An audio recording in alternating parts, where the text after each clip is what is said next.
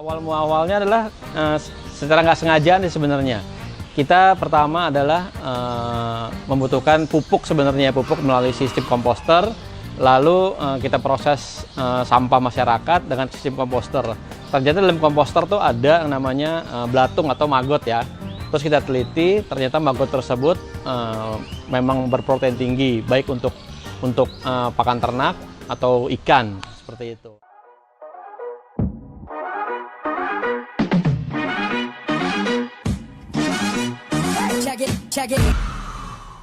Akhirnya kita kembangkan.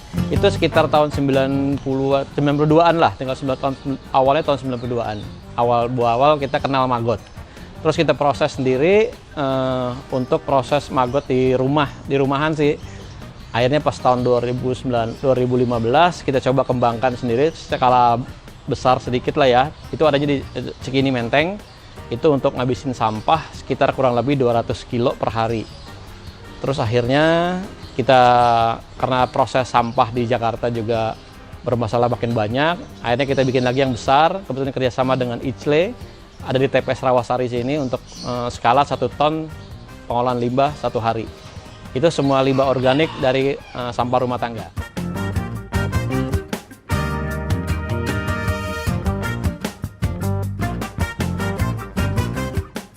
Kalau di TPS Rawasari sini untuk olah sampahnya organik ini adalah, kalau maggotnya sendiri ya, itu untuk kita kapasitas 1 ton dalam sehari. Tapi kita kebanyakan di warga tersebut bisa masuk antara 500 sampai 700 kilo per hari. Nah, sisanya itu dari kuliner, dari restoran-restoran atau dari pasar. Seperti itu.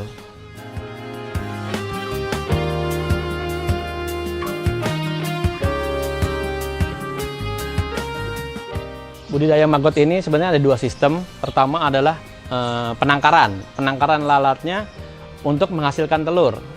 Ya, setelah dapat telur, barulah namanya pembesaran. Jadi ada penangkaran, ada pembesaran. Nah, hidupnya lalat ini hanya 7 hari. Setelah 7 hari dia kawin istilahnya, menghasilkan telur. Setelah itu baru kita tetaskan. Setelah kita tetaskan, masuk ke dalam pembesaran. Seperti itu. Jadi ada 2 sistem.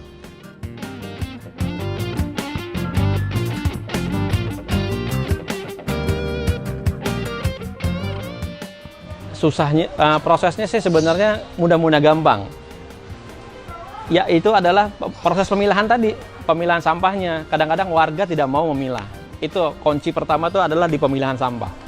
Karena apa? Orang kan kebanyakan sudah terbiasa dengan sampah adalah dikumpulin, terus diangkut, dibuang.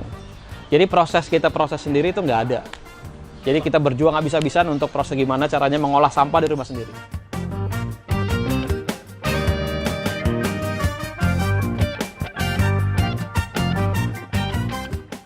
Tersebut bisa kita jual. Biasanya kalau telur adalah kita jual per gram. 1 gram itu average-nya bisa sekitar 7.000 sampai 10.000 per gram untuk telurnya. Nah, kalau untuk maggotnya sendiri banyak olahan nih. Misalkan kalau ada fresh maggot, permintaannya fresh maggot. Fresh maggot tersebut sekilo itu berkisar antara 7.000 sampai 10.000 per kilo. Nah, kadang-kadang kita olah lagi nih. Fresh maggot tersebut kita olah menjadi dry maggot atau maggot kering. Maggot kering nanti kita jualnya per maggot kering. Nah, proses maggot kering ini juga nggak sembarangan. Jadi 1 kilo maggot cuman setelah diproses jadi pengeringan menjadi cuma 3 on, 1:3. Ya, biasanya per kilonya kita jual antara 65.000 sampai 85.000 per kilo. Seperti itu.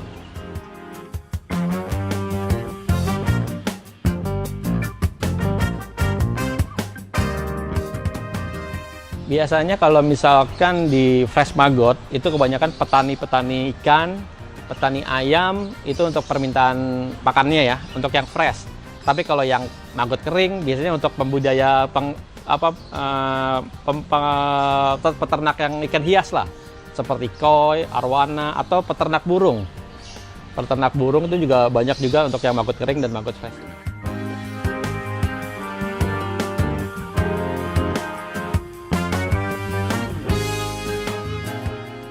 Kalau misalkan yang fresh maggot, kebanyakan untuk ikan konsumsi, ya seperti lele, nila, patin, bawal, itu untuk yang maggot fresh. Tapi untuk yang ikan hias, itu biasanya kita pakai untuk yang ikan cupang contohnya. Kemarin lagi booming ikan cupang, banyak permintaan yang tuh dry maggot keringnya nih. Nah, itu bagus banget untuk si ikan cupang. Karena gini, karena protein tinggi, ikan hias itu atau ikan hias itu akan menimbulkan warna yang cukup bagus.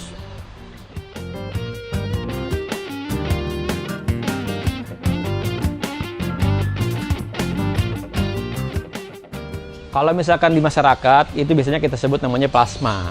Dia kebanyakan hanya pembesaran. Tapi ada juga sih yang penangkaran, cuma tidak terlalu banyak. Nah, biasanya kalau misalkan yang plasma tersebut adalah kita minta telur atau minta baby maggot ke sini. Nanti di pembesaran ke rumah, nanti tinggal digunakan si maggot tersebut untuk mengolah sampah organik di rumahnya masing-masing.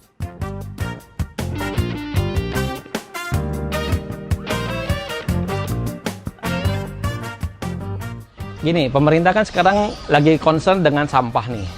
Nggak hanya Jakarta sebenarnya, semua wilayah pun gitu. Nah, untuk Jakarta sendiri, sejak tahun 2019 adalah kita sudah darurat akan sampah.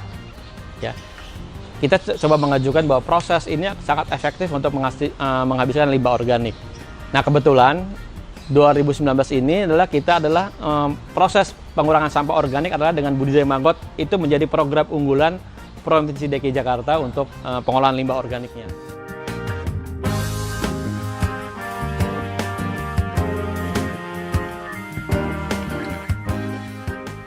Ya, cukup lumayan sih ya. Pertama adalah cukup berat sih. Pada dasarnya kita memang ketidaksengajaan ini memang kita tidak membutuhkan namanya apresiasi atau segala macam. Yang penting gimana caranya kita bisa mengatasi sampah sih. Tapi ya alhamdulillah bahwa pemerintah melirik program ini menjadi program unggulan. Nah, kita cukup bangga jadinya sih, cukup bangga saya sebagai pelopor maggot DKI untuk memperjuangkan bahwa Jakarta akan lebih baik tanpa sampah.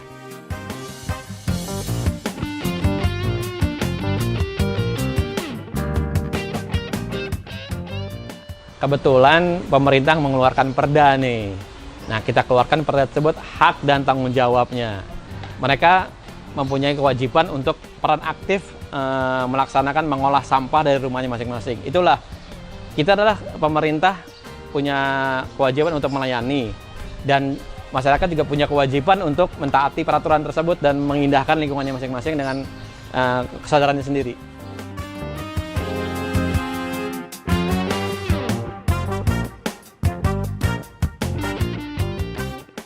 Jadi gini, kebetulan sekarang ini kemungkinan bulan Oktober depan akan ada program dari Dinas Lingkungan Hidup untuk proses yang namanya rumah maggot per RW.